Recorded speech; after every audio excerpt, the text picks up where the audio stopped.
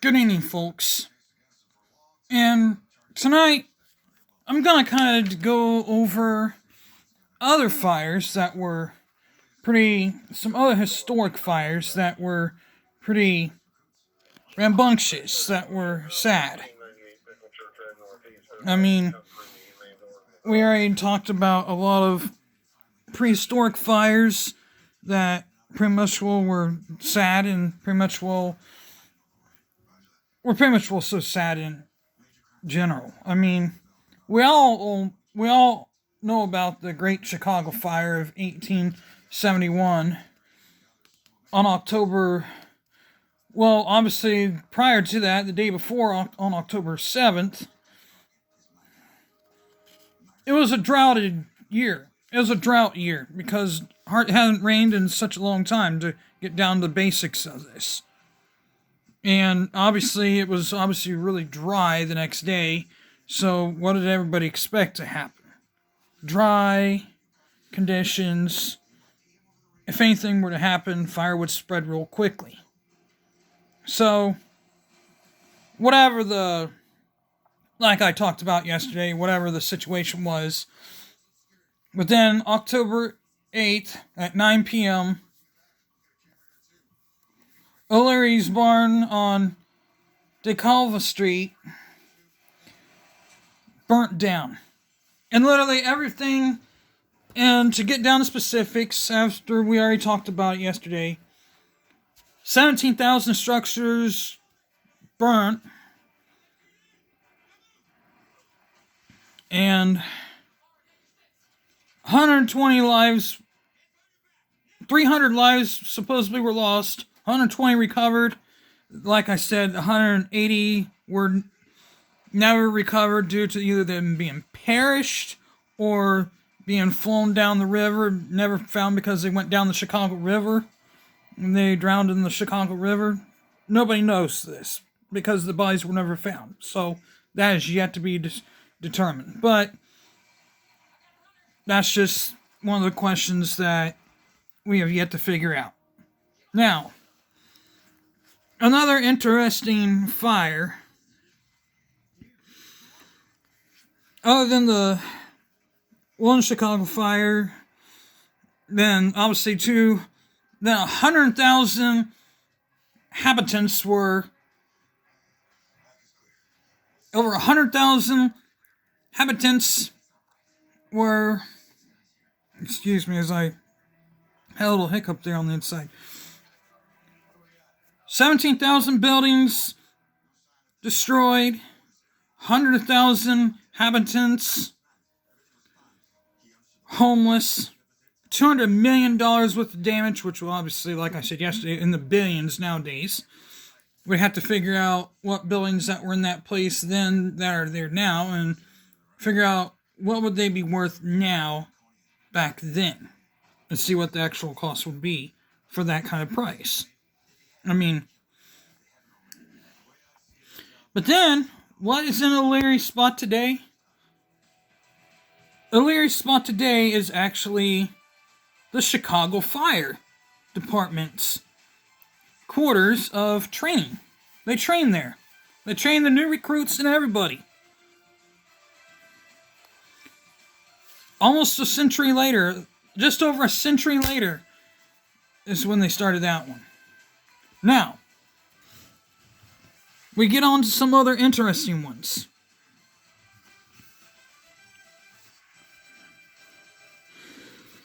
Now, the thousand, since the Iroquois fire that occurred back in the Iroquois Theater, which was probably the most deadliest fire to this record date, even in Chicago, December 30th, was 602 people there died of their deaths. We're going to talk about some other historic fires here.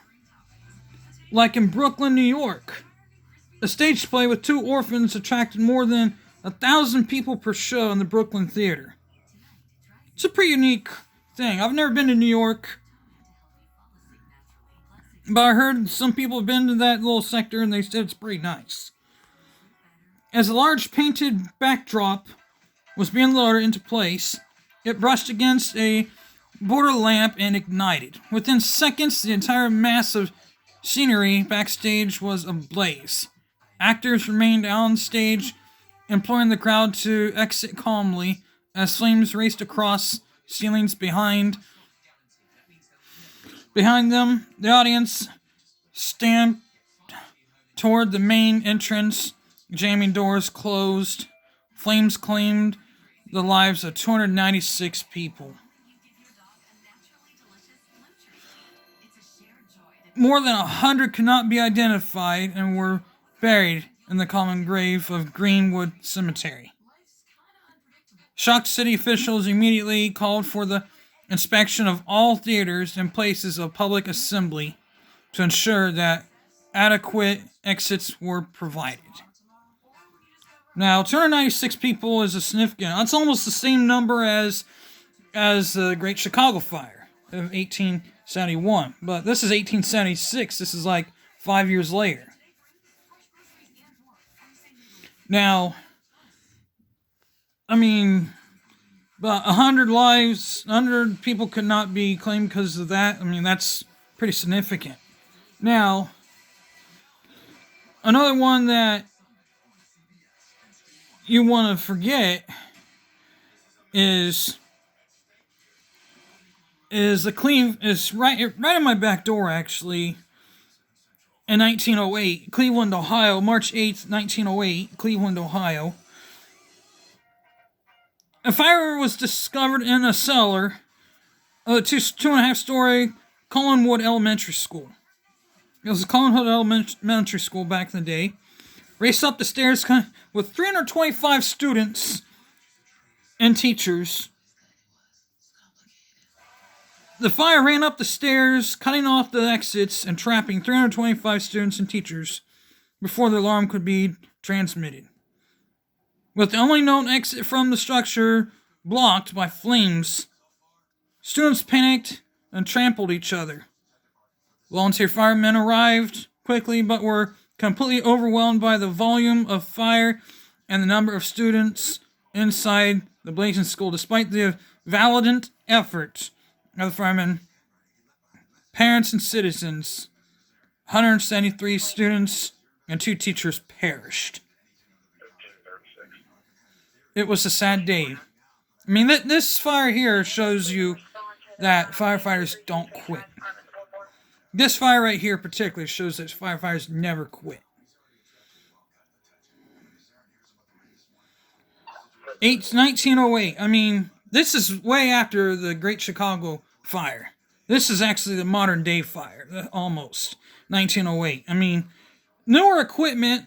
I mean, you still had horse-drawn trailers and everything, but I mean, you probably had a little bit more, and you had steamers probably, and you probably had a little more up-to-date equipment than what you had then. I mean, heck, if you had horse-drawn trailers from 1871, let's do the math here. 71, 81, 91, 01, 8 minus 1. That's like 37 years old. That's just like 37 years old, almost. I mean, let's do the math there. I mean, that's significant age difference there. Now,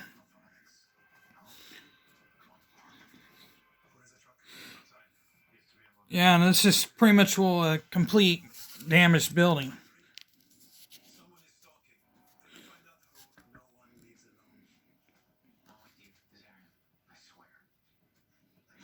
Now, another one that's very close to home, I mean, not necessarily like close, but in Columbus, Ohio, the overcrowded Ohio State Penitentiary was under construction to provide more room for 4,300 prisoners. Just after evening meal, flames broke out in the work area and spread to a 6-story high scaffold along the northwest side of the prison. Fanned by a steady breeze, the flames leaped across the prison's upper tier. Fearing the danger of escaped prisoners more than the fire, the National Guards was called before the fire department. Some of the trapped men would be saved from the fire, but 320 men trapped behind bars perished as the flames and smoke closed in. I mean, that was a significant one there. I mean, Columbus, Ohio is only like about 30 miles northwest of me. I mean, it's really not that far from here. I mean, there's significantly other big fires, and you got another Chicago fire that occurred.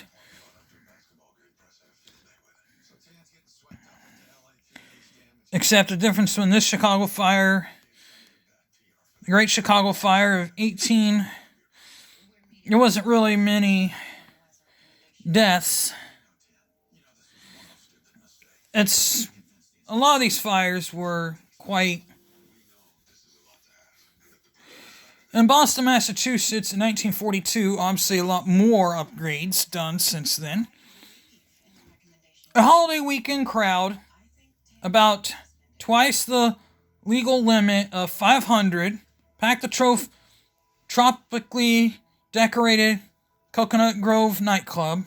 The flammable decorations and numerous locked doors would result in a chaos of flames flashed across the cloth-covered ceiling. Panicked patrons attempted to flee the growing fire broke revolving front door. A mass of people rushed toward the remaining exits, only to wedge themselves in. Flames then exploded across the upstairs ballroom, and thick, noxious smoke pressed to the floors. Firemen extinguished an auto fire outside, heard the screams in the club, but could not get through the blocked doors. Several people jumped into firefighters' arms from the second floor windows. Within the matter of minutes, 491 lives were lost by the smoke and flames. Hundreds were saved, but prompt and expert medical care. That was quite a sad situation there.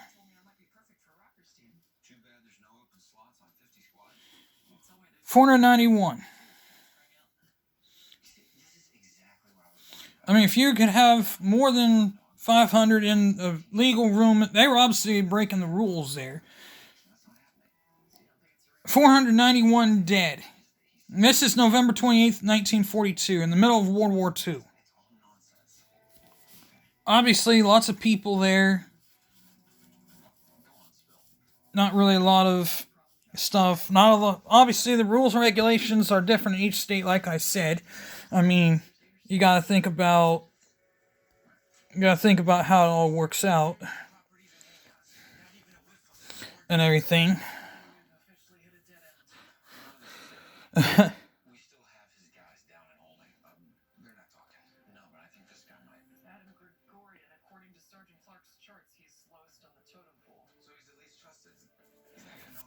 Now, another fire in Chicago, Illinois, December 1st, 1958.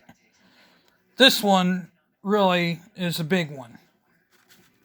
1,250 students of Our Lady of Angels School.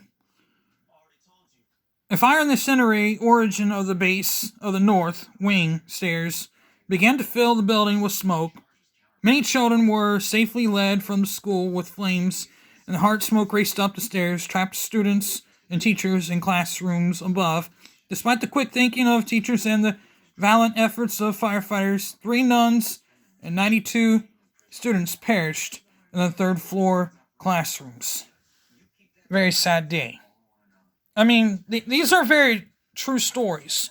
If you could paint some of these epic stories about some of these and write a book about some of these stories, I'm sure you would have a very lovely thing. I mean, it literally bases on true stories.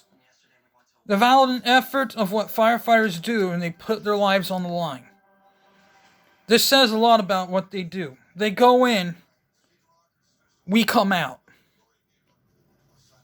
Firefighters go in to put their lives on the line. We go in, the people run out. They don't try to save their lives. They're scared. That's really what this comes down to. Lots of historic fires. Well, if you like this video, hit the like button, hit the bell for notifications. With that being said, I'm out of here.